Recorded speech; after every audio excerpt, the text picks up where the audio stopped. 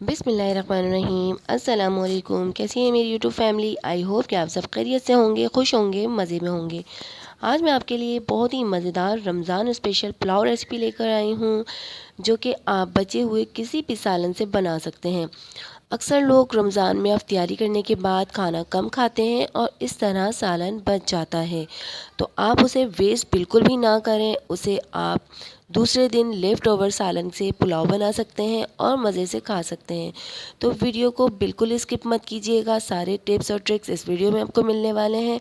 तो चलिए फिर देर किस बात की, वीडियो स्टार्ट करते हैं। यहाँ मैंने सबसे पहले सालन ले लिया है और ये पाए का सालन है मेरे पास बचा हुआ।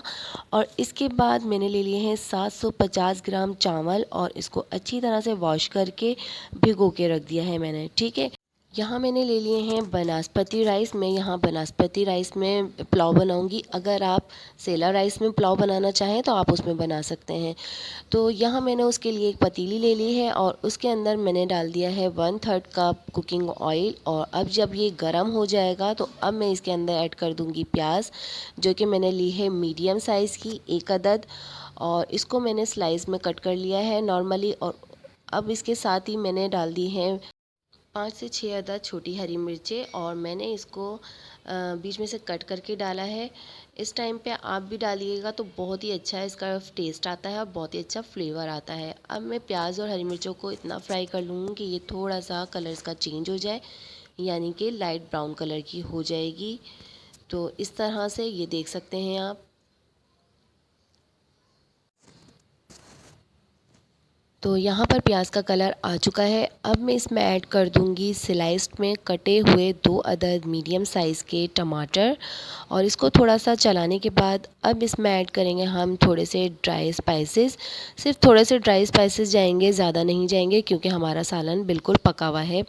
तो इसके अंदर मैंने डाला है 1 टेबलस्पून नमक और 1 टेबलस्पून ही रेड चिली पाउडर, यानी कि लाल मिर्चों का पाउडर नमक ऐड करना है। और इसके बाद मैंने डाला है 1 टीस्पून हल्दी पाउडर, और इसके साथ ही मैंने 1 टीस्पून जिंजर गार्लिक पेस्ट यानी कि अदरक लहसुन का पेस्ट ऐड कर दिया था, क्योंकि वो वीडियो मेरे से मिस हो गई है, तो आप लाजमी डालिएगा।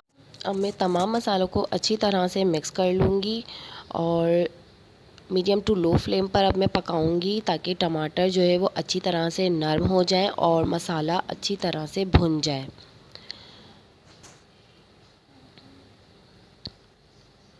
तो देख सकते हैं न, टमाटर जो है वो नरम हो चुके हैं और मसाला भी अच्छी तरह से भुन चुका है। तो यहाँ देख सकते हैं मसाले की बहुत ही अच्छी खुशबू आ रही है, बहुत अच्छे तरीके से मसाला भुन गया है, क्योंकि ऑयल बिल्कुल सेपरेट हो गया है। तो अब मैं इसमें ऐड कर दूँगी पाए का सालन, जो कि मैंने पहले से ही बना के रखा था, वो भी बहुत ही मज़े का सालन बना था।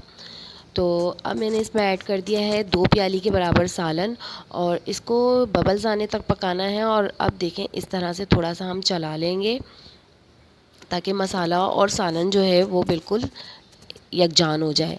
और इसके बाद अब मैं ऐड कर दूंगी इसके अंदर पानी। तो यहाँ पानी जाएगा 5 गिलास के बराबर, क्योंकि मैंने जो है यहाँ पर 750 ग्राम चावल लिए हैं।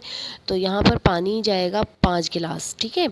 1 गिलास हम कम क्यों रखेंगे, क्योंकि चावलों को हमने पहले से ही भिगो के रखा था, तो वो अच्छी तरह से भीग गए हैं। अच्छा, अब मैंने इसमें ऐड कर दिए हैं चावल और अब मैं इसको थोड़ा सा चला लूँगी, ताकि ये चावल टूटे नहीं, और हल्के हाथों से चलाना है।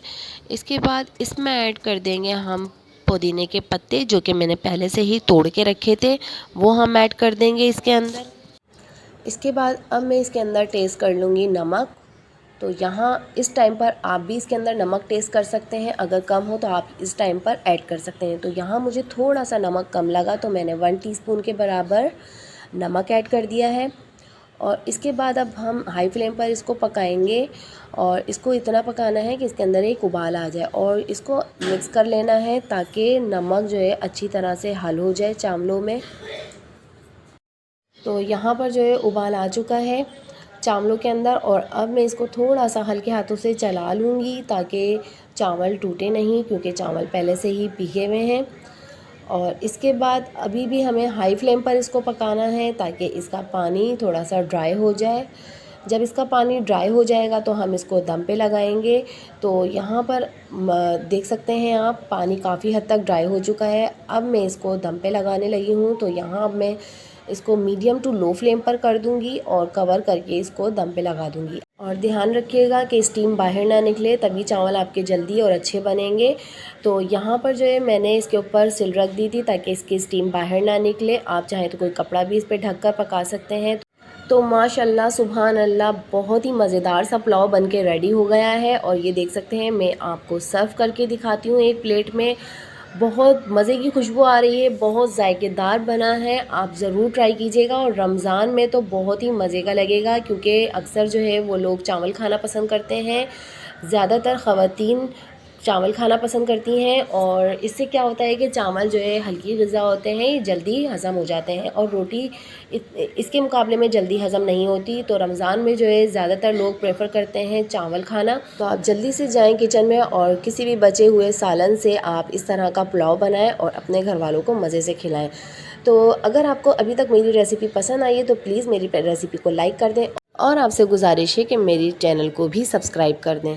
तो मिलते हैं एक नई रेसिपी के साथ। तब तक के लिए अपना और अपने प्यारों का बहुत सारा ख्याल रखिएगा। मुझे दुआओं में याद रखिएगा। अल्लाह हाफिज़।